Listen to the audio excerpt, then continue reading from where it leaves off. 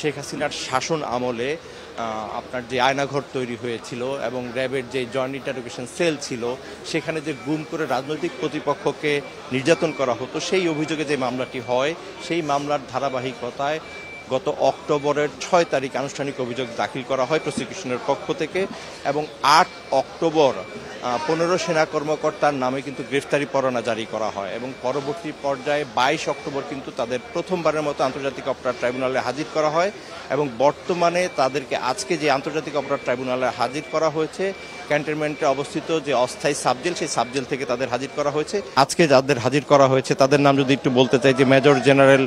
শেখ সারোয়ার আলম,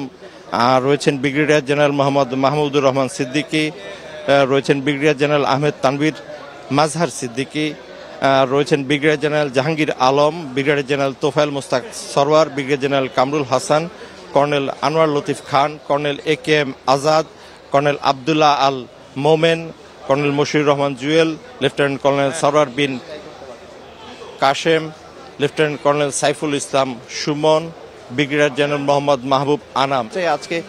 10টি মামলা আন্তর্জাতিক অপরাধ ট্রাইব্যুনালের বিচারাধীন রয়েছে। এর মধ্যে 9টি মামলা হচ্ছে নতুন অর্থাৎ জুলাই আগস্ট সংশ্লিষ্ট, এর পাশাপাশি হচ্ছে একটি মামলা হচ্ছে পুরনো। All time Roma. Taste it, love it.